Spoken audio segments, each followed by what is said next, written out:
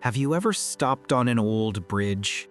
Not to take a photo, not to admire the view, but to truly look at it. To stand on the cold stones, feel their weight beneath your feet, and ask yourself a simple question. How? How did human hands, centuries ago, create something so perfect, so balanced, so precise, that it still stands today while many modern structures crumble within decades? Most people walk past these bridges without a second thought. But if you pause, if you really look, something strange begins to reveal itself. The stones don't look primitive. The arches aren't simple. The symmetry isn't accidental. These bridges feel less like the work of ordinary masons and more like relics of a forgotten blueprint. A blueprint from a civilization far more advanced than we're taught in school. This is where our journey begins, with the ancient bridges attributed to a civilization whispered about in obscure maps and suppressed documents, Tartaria. A name almost erased from history, a world that supposedly never existed, and yet, its architectural fingerprints are everywhere. For months, I've been digging through archives, dusty photographs, engineering reports, restoration journals, everything I could get my hands on. And what I found wasn't just unusual, it was impossible. Every official document repeats the same dry explanation. The bridge was built in the 17th or 18th century using local stone and simple tools. Construction was slow but successful. That's it. That's the entire story. But that explanation collapses the moment you actually study these structures. Because what you find are stone arches curved with mathematical perfection, joints so tight you can barely insert a blade between them, carved pillars and ornamental patterns that look more like they were machined than hand-cut. You find bridges that stretch across canyons with no visible support, no modern reinforcement, nothing that makes sense for the tools and technology of their supposed time. And then the story gets even stranger. Some of these bridges appear on maps decades before the date they were built. Some appear in paintings centuries earlier. Some have no construction records at all. It's as if these bridges were inherited, not built. Structures adopted by newer civilizations, repurposed, renamed, and rebranded to fit a narrative of slow human progress. A narrative that crumbles the moment you compare them with modern engineering capabilities. But the real anomaly isn't just their beauty or age, it's their consistency. Bridges across Europe, Asia, Russia, the Caucasus all share identical geometric signatures. The same curvature ratios, the same keystone placements, the same decorative patterns carved with millimeter precision. How did entirely separate regions with no recorded contact, no shared schools, no common engineering manuals create the same architectural language? The official answer: coincidence. But coincidence doesn't cut stone like this. Coincidence doesn't produce identical design systems across continents. Coincidence doesn't explain why these structures look older than the towns surrounding them. When you start looking at these bridges not as isolated works, but as pieces of a global pattern, something becomes painfully clear. We are looking at the remnants of a lost civilization. A civilization whose knowledge of geometry, weight distribution, resonance, and natural forces surpasses what our textbooks claim people knew. A civilization whose buildings weren't just functional, but harmonic, aligned with river flows, magnetic fields, and acoustic principles modern engineers barely understand. a civilization we now call simply Tartaria. But here's the part history tries to hide. Many of these bridges were altered, stripped, simplified, redesigned in the 19th and 20th centuries to look normal, to blend with accepted history. Photographs from the 1800s show details that no longer exist. Carvings removed, ornamental towers destroyed, stone patterns covered with cement because restoration teams literally admitted they could not replicate the original craftsmanship. Think about that. If medieval builders truly created these bridges, why couldn't engineers from the 1900s, with better tools, better technology, and more experience, recreate the same quality? Unless the medieval builders didn't build them, unless they inherited something far older, unless they were maintaining ruins of a civilization whose mastery of architecture was wiped from our history books. And that is where this story begins. With the bridges that should not exist, bridges that challenge every assumption about human progress, bridges that whisper of a lost world hiding in plain sight. In the next section, we will dive into the first of these structures, a bridge so massive, so detailed, and so impossibly constructed that it breaks every rule of its supposed century. A bridge that should not exist. And yet, it does. The more I delved into these bridges, the clearer it became that they were never just structures for crossing rivers or valleys. They carried a language, a philosophy encoded into stone. Take, for example, the Ponte Vecchio in Florence. Superficially, it's a bridge with shops and a bustling history. But when examined closely, the arches, the angles, the way the stones interlock, all of it hints at a knowledge of geometry and physics far beyond the 14th century, the era historians assign to it. Some of the stones have holes, channels, and grooves that could not be explained by simple masonry. They seem purposeful, functional in ways that transcend aesthetics or support. In Russia, the Trinity Bridge in St. Petersburg raises similar questions. Its steelwork and stone foundations are cataloged as a marvel of late 19th century engineering.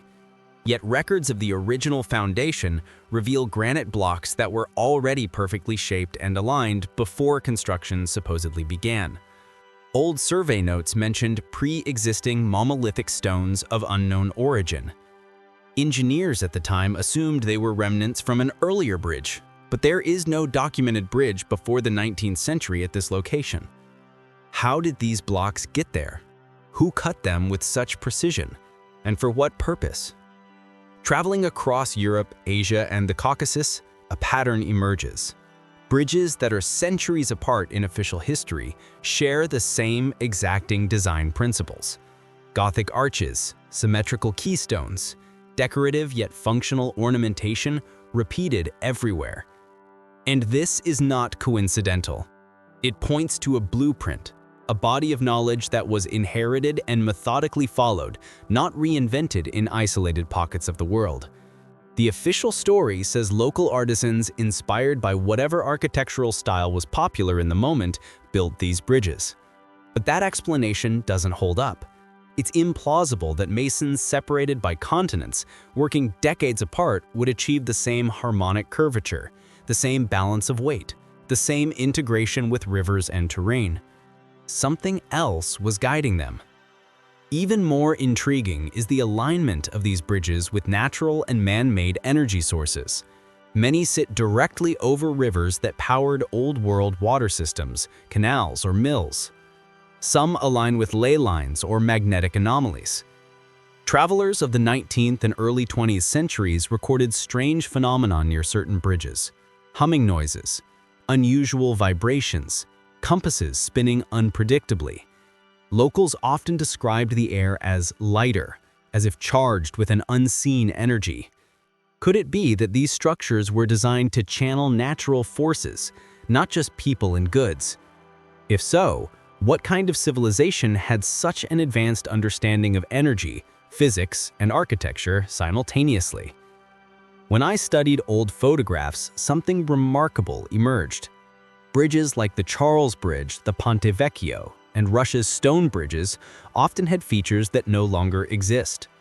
Ornate towers, sculpted angelic figures, and intricate latticework have been removed, replaced with plain stone or concrete. Renovations over centuries erased much of the original design. But these modifications often reveal an uncomfortable truth. The original builders knew something the modern renovators didn't. They weren't just building bridges, they were creating instruments, conduits, or perhaps even messages in stone. The bridges are also a testament to lost techniques. Some stones are cut with interlocking systems so precise that even today, modern tools would struggle to replicate them. Many bridges show no signs of mortar in crucial structural sections, yet they remain stable for centuries. The more I examined these details, the more it seemed clear the conventional history we're taught is incomplete. These bridges didn't merely defy the engineering capabilities of their supposed era, they defied logic itself. In addition, there are hints that some bridges were part of larger citywide or even continental networks. Maps from the 18th and 19th centuries show bridges aligned not only with rivers, but with roads, trade routes, and water systems in patterns that resemble city grids. Some researchers theorize that these were not just bridges, but nodes in a global infrastructure, a Tartarian network connecting cities, energy sources, and information flows. It's an audacious claim, but the evidence, architectural consistency, unusual stonework, and placement over energy-rich locations is compelling. And then there's the human element. Written accounts, letters, and local legends speak of master builders who could move massive stones with barely visible machines, or who understood the language of vibrations in stone. In several regions, these builders were not named, not recorded, and yet their work dominates entire landscapes. Could this be the forgotten workforce of Tartaria? Or perhaps a network of engineers whose names and identities were intentionally erased by later societies? It's tempting to dismiss these claims as conspiracy or exaggeration, but when you examine the evidence objectively, something extraordinary emerges. These bridges, spanning continents, centuries, and civilizations, share characteristics that cannot be explained by coincidence, primitive labor, or mere ingenuity. They are too consistent, too advanced, and too harmoniously integrated with their environments. Each one is a piece of a puzzle, a clue pointing toward a civilization whose knowledge was far beyond what we give our ancestors credit for. The question then becomes, why was this knowledge lost? And why was it deliberately obscured in historical records? Renovations, demolitions, and historical reclassification all point to a pattern. Bridges with impossible designs were simplified, stripped, and misattributed to contemporary builders. By erasing the originals, society could pretend the advances were made linearly, by modern hands. But as we trace these bridges back through archives, photographs, and first-hand observations, the gaps are glaring. The original craftsmanship was extraordinary, and no linear history of technology can explain it. In the next section, we'll explore some of the most astonishing examples. Bridges so massive, precise, and ornate that they challenge everything we think we know about early architecture. Bridges that seem to have been constructed not only to span rivers, but to transmit knowledge, energy, and power. Once we see them up close, the impossible nature of Tartarian engineering will become undeniable. Now, let's get into the bridges that truly defy explanation. Structures so massive, precise, and seemingly impossible that even modern engineers pause in disbelief. First, we have the giant stone bridge of Siberia, photographed in the early 1900s and now lost to time. Contemporary reports describe arches carved from single granite blocks weighing hundreds of tons. No cranes, no machinery, just sheer human ingenuity. The alignment is flawless, with each stone fitting perfectly without mortar. Locals told stories of vibrations running through the stone when the river flowed, as if the bridge itself was alive. Today, satellite images show foundations in places inaccessible over treacherous river currents, suggesting the builders understood something about hydraulics and weight distribution that surpasses conventional methods. Next, the iron and stone bridges of the Caucasus are a marvel. Historical records claim some of these were built in the 18th century, yet they use metal alloys and engineering techniques thought to be impossible for that era. Arches stretch impossibly long without central support, and many bridges have multiple layers of stonework stacked in ways that defy physics. Travelers wrote in diaries about the sensation of crossing them, a strange, almost spiritual resonance underfoot, as if the structure carried energy rather than weight. In Turkey, the Seljuk bridges are equally mysterious. Carved with intricate patterns, these bridges are not merely functional. They are coded with geometry, numerology, and symbolism. Some arches contain channels that run through the stones in precise ways. Historians dismiss them as artistic flourishes, but engineers examining them today suggest they may have been designed to conduct vibrations or even water in ways that enhance stability or served unknown purposes. Then there's the St. Petersburg stone bridges, remnants of which still dot the city. As we mentioned earlier, the granite foundations predate documented construction, and the precision is stunning. Entire spans are constructed with stones so uniform and perfectly shaped that even with today's CNC machines, it would be challenging to replicate. Archival photographs reveal decorative features, towers, angelic carvings, latticework that have since vanished, likely removed during renovations. Why strip such elaborate work unless it carried meaning beyond aesthetics? Across Europe, bridges like the Charles Bridge in Prague and Ponte Vecchio in Florence share similar anomalies. Charles Bridge, completed in the 15th century, has statues placed in exact geometrical patterns. Observers have noted that standing at certain points aligns multiple arches perfectly with distant city landmarks. Ponte Vecchio's arches are not only functional, they create harmonics. Some theorists suggest that sound waves resonated through the arches, a lost technology of energy manipulation. Perhaps the most compelling evidence is not in any single bridge, but in the network effect. Many of these ancient bridges are positioned in ways that suggest coordination across regions. They align with trade routes, ancient cities, water systems, and even celestial markers. Could it be that these bridges were part of a vast Tartarian infrastructure? A system not just for transport, but for communication, energy, and control? Photographs, architectural sketches, and travelers' accounts repeatedly show the same pattern: bridges built with impossible precision, removed or simplified over time, and misattributed to contemporary builders.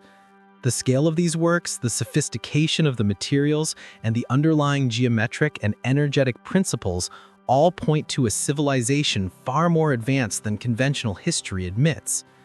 Finally, consider this. Why are so many of these bridges forgotten today? In many cases, renovations, demolitions, and misclassification erased the original designs, as if someone wanted the world to forget what was once possible. The remnants that survive, photographs, engravings, fragments, serve as clues.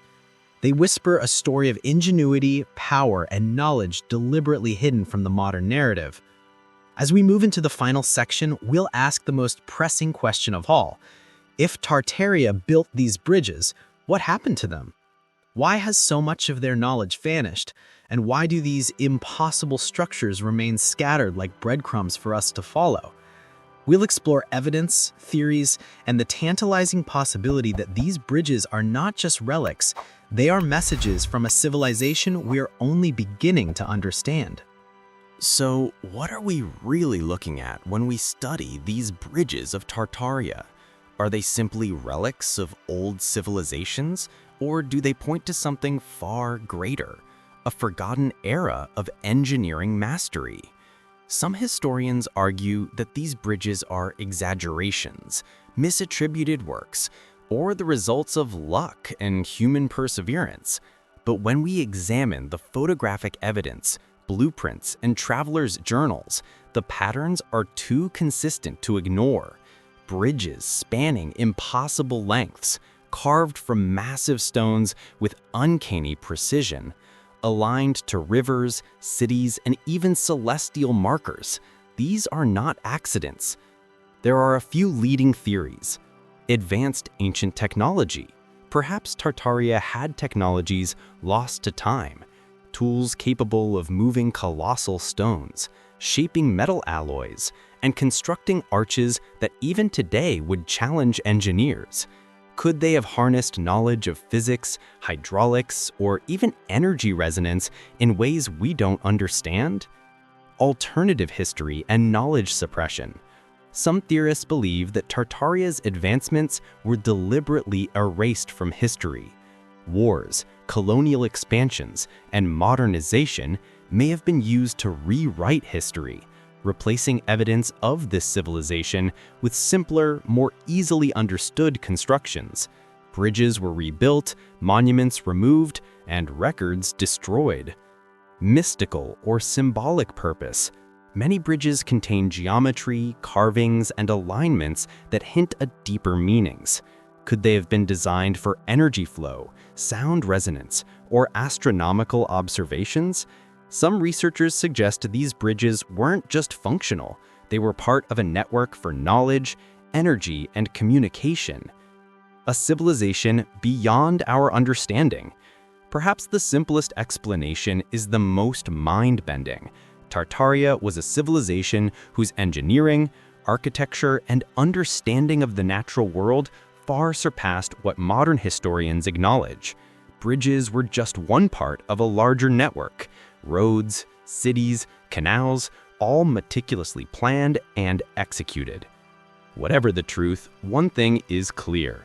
These structures challenge everything we think we know about human history. They remind us that the past may hold secrets far beyond our imagination, and that the stories we've been told are incomplete. As we stand before these bridges, we are not just looking at stone and metal, we are glimpsing the ambition, knowledge, and ingenuity of a civilization that may have understood the world in ways we're only beginning to comprehend. The question remains, what else did Tartaria know, and how much of it has been hidden from us? Perhaps one day, as more discoveries come to light, we will understand these impossible bridges for what they really are, monuments to human potential, lost to time, but not forgotten. Until then, they remain a mystery, silent, imposing, and impossible to ignore. If this journey into the bridges of Tartaria has sparked your curiosity, make sure to like, subscribe, and hit the bell icon so you don't miss our next deep dive into history's greatest mysteries. Because the past is not always what it seems, and sometimes the answers are written in stone.